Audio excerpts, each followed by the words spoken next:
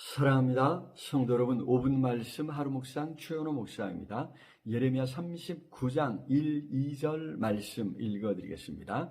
유다의 시드기야 왕의 제9년 열째 달에 바벨론의 느부갓네살 왕과 그의 군대가 와서 예루살렘을 에워싸고 치더니 시드기야의 제11년 넷째 달 9째 날에 예루살렘 성이 함락되니라.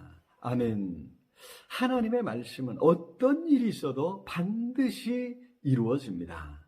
이사야 14장 24절에 만군의 여호와께서 맹세하여 이르시되 내가 생각한 것이 반드시 되며 내가 경영한 것을 반드시 이루리라 말씀하셨습니다.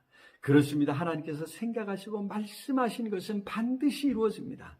전능하신 하나님께서 이루어내시기 때문인 줄로 믿습니다.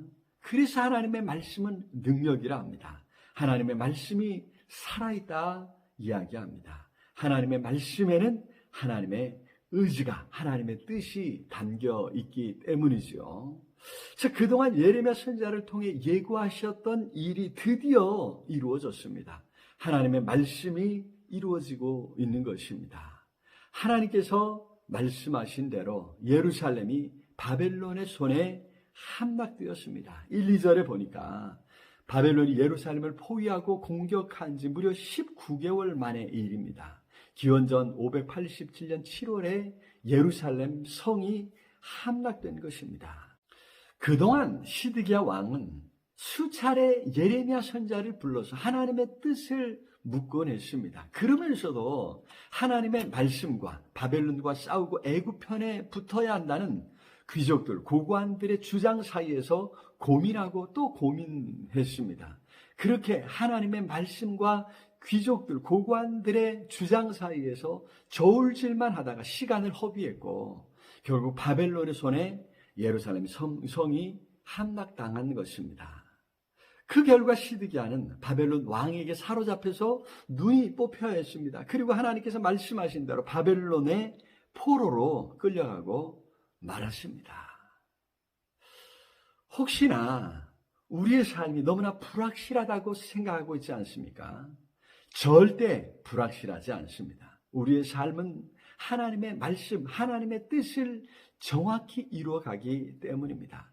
하나님께서 세밀하게 우리의 걸음걸음 인도하고 계시기 때문입니다. 하나님께서 다 드러내시고 하나님께서 심판하시고 갚아주실 때가 반드시 옵니다. 결국 예루살렘이 함락당한 것처럼 말이지요. 여러 가지 의견들이 제시되고 뭔가 불확실하게 생각될 때 우리는 무엇보다 하나님 말씀에 귀 기울여야 합니다. 하나님 말씀에 따르기로 선택해야 합니다. 거기에 우리의 살 길이 있습니다. 순종하겠다 결단할 때 하나님께서 우리의 걸음걸음 확실하게 인도하실 것입니다. 순간순간 말씀이 가르쳐 주시는 대로 선택하며 가는 것입니다.